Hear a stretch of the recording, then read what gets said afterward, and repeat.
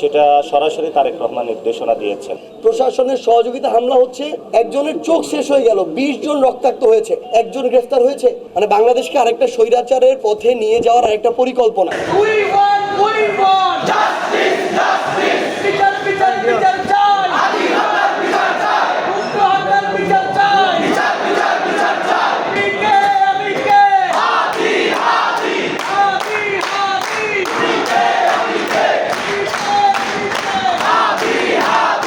এখানে যখন 3টা গ্লাস গাড়ি ভেঙে যায়, আরেকটা গ্লাস আমাদের ভিতরে, আমরা 3 জন ছিলাম, আমাদের মিডিয়াম্যান ছিল যারা, তাদের আরেকটা গ্লাস এসে পিঠে লাগে এবং সেখানে রক্তাক্ত হইল।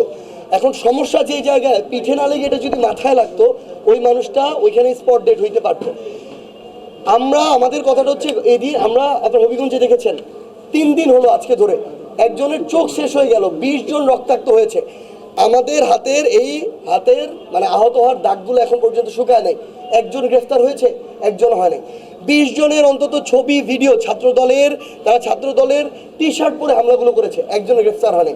তার মানে তারেক রহমান এবং বিএনপির মদদে হামলা হচ্ছে, প্রশাসনের সহযোগিতা হামলা হচ্ছে, দাঁড়িয়ে দাঁড়িয়ে শুধু নাটক দেখা হচ্ছে, কোনো গ্রেফতারও হবে না, কোনো মামলার কার্যকারিতাও নেই। তারেক রহমানের প্রত্যক্ষ মদদেই বিভিন্ন জায়গায় এনসিপির উপরে হামলা হচ্ছে এবং সেটা সরাসরি তারেক রহমান নির্দেশনা দিয়েছেন।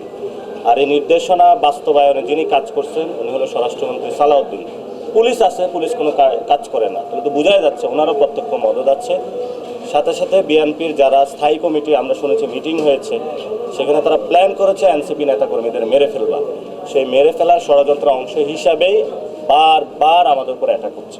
এই যে আক্রমণগুলো করছে, এর মধ্যে দিয়ে বিএনপি কিংবা তারেক রহমান আমাদেরকে কি বার্তা দিতে চায়?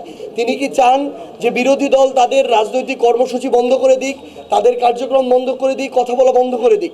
তিনি যদি সেটা চান তাহলে আমাদেরকে বলুক, আমরা জনগণের সাথে বসে আমরা সিদ্ধান্ত নেই যে আমরা আরেকটা স্বৈরাচার তৈরি হইতে দিব কিনা।